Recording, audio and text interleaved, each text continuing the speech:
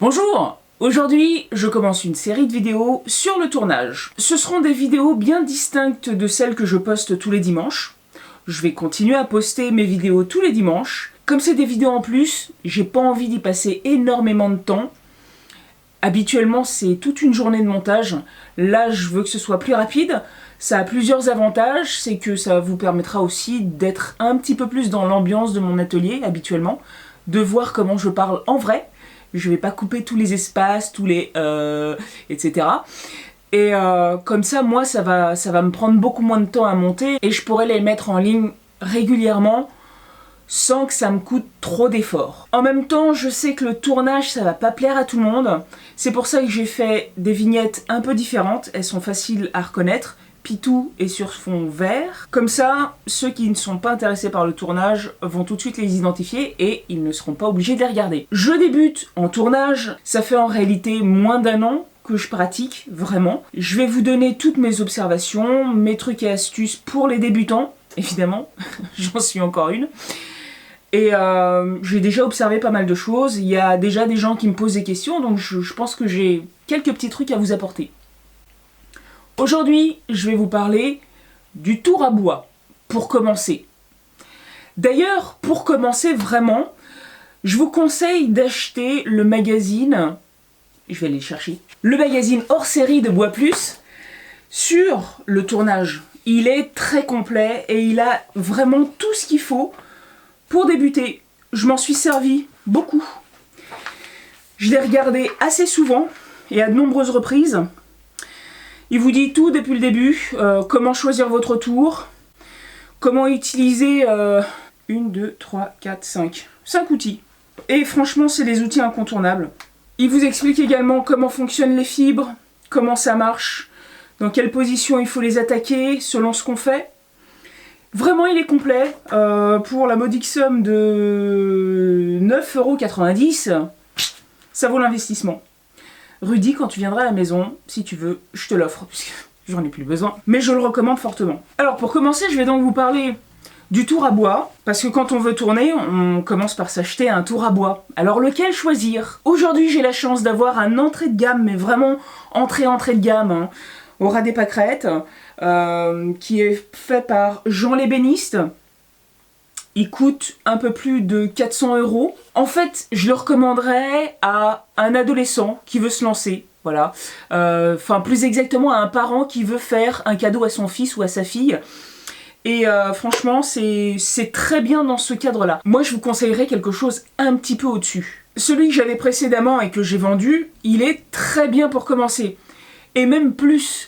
Moi, je suis un tourneur qui a déjà pas mal d'années d'expérience. Il s'appelle Yuval, il est en Italie et il a exactement celui que j'avais. En fait, celui que j'avais, c'est un tour made in Taiwan. Donc, vous avez plusieurs marques qui le produisent. C'est strictement le même. Et je vous assure qu'il fait des choses merveilleuses avec. Et ce qui est génial avec Yuval, c'est qu'il a donc pas un tour de la mort qui coûte 8 000 €. Il a des accessoires de base et il vous montre ce qu'il fait avec. Et donc en le regardant, j'ai beaucoup appris. Celui-ci, c'est en attendant celui que j'ai vraiment acheté.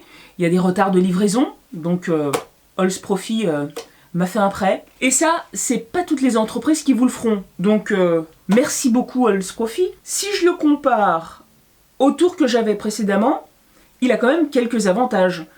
Il a un variateur de vitesse. Le précédent tour, c'était pas le cas. Il fallait changer les vitesses quand le moteur était en marche. Donc ça veut dire que, ça m'est arrivé plusieurs fois, si vous mettez votre grosse pièce à tourner et que vous n'êtes pas sur la bonne vitesse, vous vous rendez compte à la dernière minute que vous êtes sur une vitesse trop forte, il va falloir soit enlever la pièce, ou alors démarrer et très très vite passer en vitesse en dessous. C'est très périlleux quand même. Là, c'est pas le cas. Vous êtes à fond, vous avez juste à tourner la manette dans l'autre sens. La grosse différence entre ce tour-là et celui que j'avais précédemment, c'est que celui-là, il est quand même très faiblard. Le moteur est nettement moins puissant. C'est ça qui fait la grosse différence. Bon, après, c'est aussi la qualité des finitions. Une chose qui est bien ici, le porte-outil, il s'insère dans un trou et il peut descendre jusqu'au bout. Dans le Fox, en fait, Ce levier de serrage là, il a en fait une barre ici, et la barre venait faire buter sur la queue du porte-outil. Donc je pouvais pas l'enfoncer complètement. Ce qui fait que mes superbes porte-outils comme ça, courbes, qui sont pleins de poussière et qui étaient à la bonne dimension, eh ben je pouvais pas m'en servir. Pourquoi ? Parce que ça faisait buter et j'étais beaucoup trop haut. Il faut pouvoir positionner le porte-outil à la bonne hauteur. Sinon on peut pas s'en servir. Donc là, je peux pas m'en servir non plus parce que le diamètre est beaucoup trop petit. Mais dans mon futur nouveau super tour, le diamètre va être le bon. Un gros truc qui m'embêtait beaucoup sur le Fox, c'est que ici, sur la poupée mobile, il y avait une boursouflure là. Ça dépassait, mais vraiment de ça. Ici, la poupée mobile, la pointe de la poupée mobile, elle peut avancer, mais elle a toujours une course qui est très limitée, généralement à entre 5 et 10 cm. Et ben, cette boursouflure ici, elle est très gênante quand vous avez un bol à tourner ou quelque chose dont le diamètre va être très gros. Vous allez vouloir vous servir de la pointe, sauf que ce pied qui sert à je ne sais pas quoi, à rien certainement, il va venir buter bien avant la pointe sur le morceau de bois que vous allez tourner.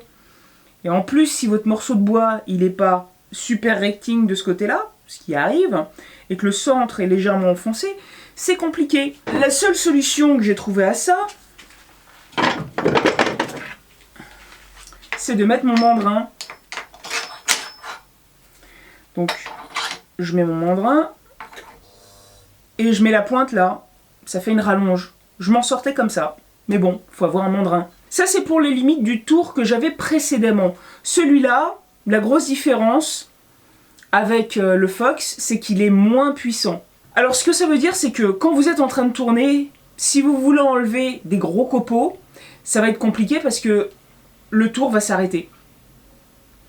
Même si vous êtes en vitesse lente, il y a plus de couple. Mais en résumé, ce tour, il est pas mal. Il est pas mal. Mais il est pas très puissant. C'est donc, en fait, sa vraie limite. Alors au début, j'étais un petit peu réticente au fait qu'il faille changer soi-même le pignon pour avoir plus de vitesse. Mais en réalité, on se met sur le pignon, il y avait plus de couple. Moi, je ressens pas le besoin d'avoir plus de vitesse. En réalité, j'ai besoin de plus de vitesse quand j'utilise mon kit à polir. C'est tout. Quelle est la différence entre ces deux tours et mon futur tour? Donc pourquoi est-ce que j'ai voulu en avoir un petit peu mieux? Parce qu'il est plus puissant, parce qu'il a un diamètre de tournage légèrement au-dessus. Généralement, on trouve des diamètres de 30. Celui-là, comme le Fox, ils sont à 30. Ce que j'ai vu jusqu'à aujourd'hui, c'est des diamètres de 30, ou alors vous passez au-dessus et là vous rentrez dans la catégorie des super méga tours qui coûtent plusieurs milliers d'euros.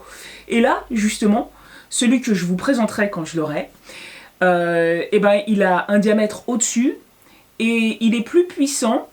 Il a aussi la capacité de tourner dans le sens contraire, c'est-à-dire dans le sens des aiguilles d'une montre, parce que d'habitude ça tourne dans l'autre sens, la pièce tourne vers vous. Pour le ponçage, c'est génial, j'ai hâte d'essayer. Donc voilà, c'est la dimension et la puissance du moteur, et aussi le fait qu'il y ait un variateur. Mon précédent tour n'en avait pas. Celui-là il en a, j'y ai goûté, je confirme, c'est très agréable. Et en plus, quand je voudrais utiliser mon kit à polir, il y aura plus de puissance et plus de vitesse. Quand on polit une pièce, ça je vous montrerai ce que ça donne, c'est top. Il faut de la vitesse. Je le faisais avec mon précédent tour, mais j'avais tendance à arrêter la roue en appuyant dessus. Je vais m'arrêter là pour cette fois-ci, ça fait déjà pas mal de données. Et puis je vous dis à bientôt pour une nouvelle vidéo sur le tournage ou une nouvelle vidéo tout court. Comme d'habitude, si vous avez aimé la vidéo, likez-la, partagez-la. Laissez-moi un commentaire pour me dire si ce type de vidéo vous intéresse. N'hésitez pas à me donner des sujets à développer autour du tournage. Et abonnez-vous si ce n'est pas déjà fait. À bientôt!